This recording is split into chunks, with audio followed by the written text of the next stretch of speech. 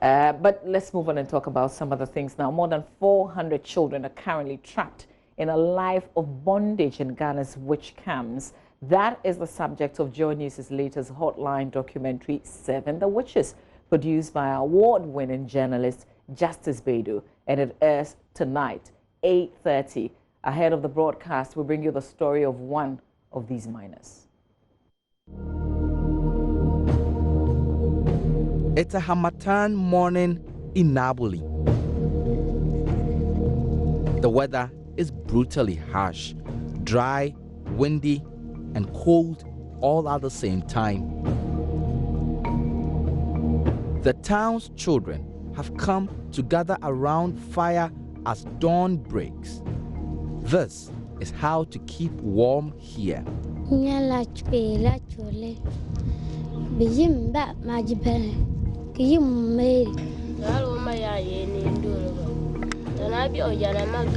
Mary, like many of the children here, are in the town not because they chose to. Their grandparents were accused of witchcraft. Some of the accused women are old, weak, and frail. Unable to do any chores on their own, they cannot survive in this camp without help. And these children were the ones forced to leave their homes so their weak grandparents could live in a witch's camp.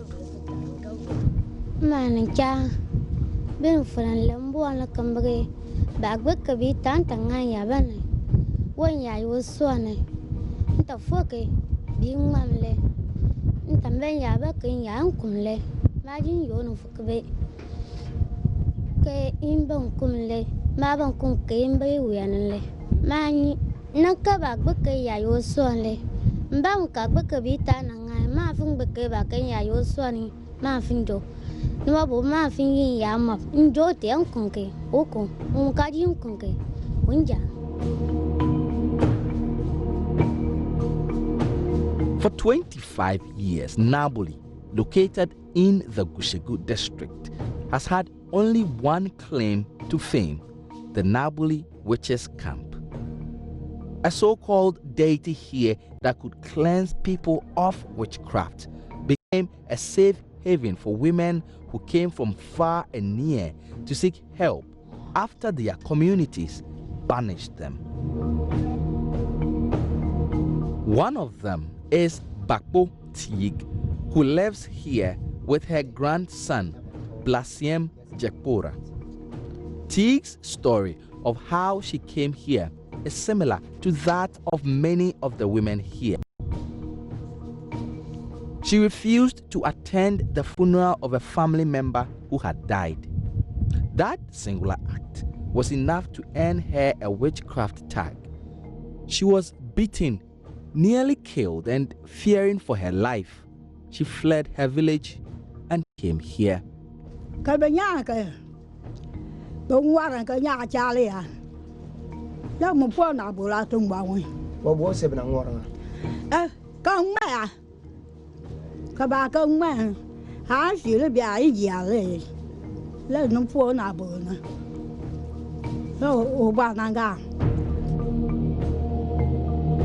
Bijawana chuke machana na nyike mpia tikana na nyo witang malalo na manama.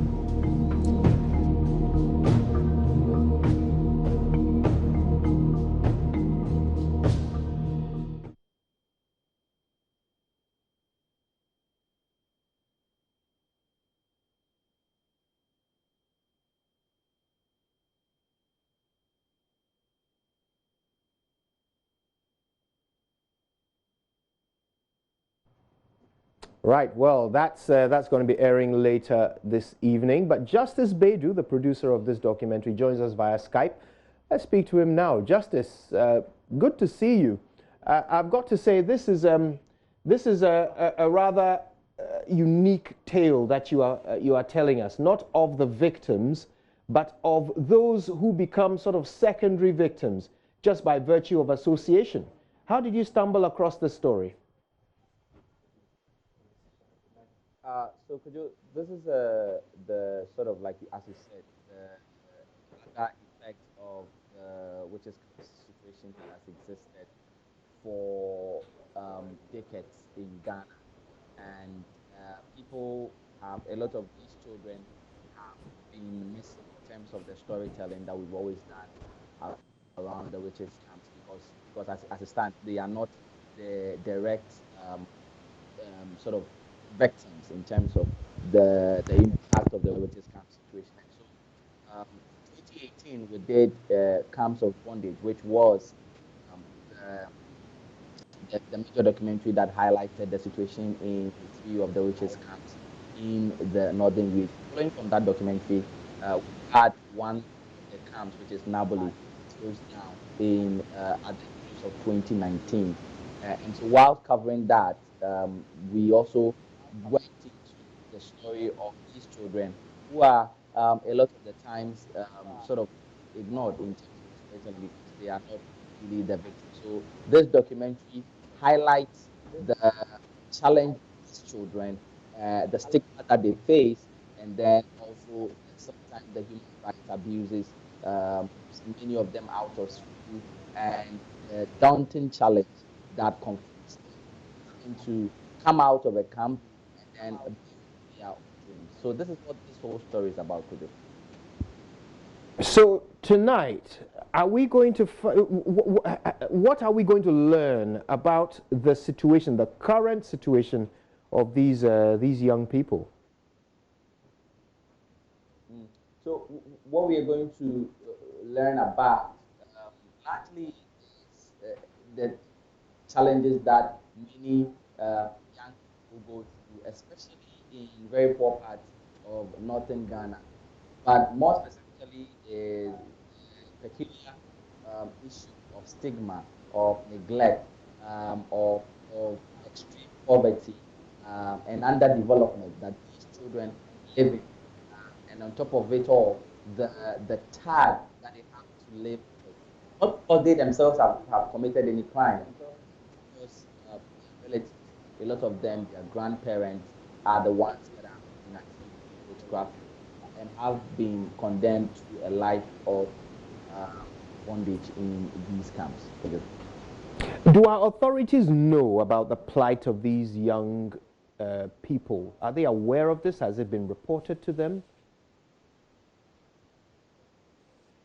So a lot of the time it is, if we learn through this documentary tonight that government hasn't done enough in terms of protecting the right of these people, in terms of getting them the sort of livelihoods that they need, the economic support to ensure that they are able to stand on their own feet. And already these are people who are fleeing persecution, who have been condemned to death in their own communities, and so it's even more difficult living out there in places where they don't have any family relations at all.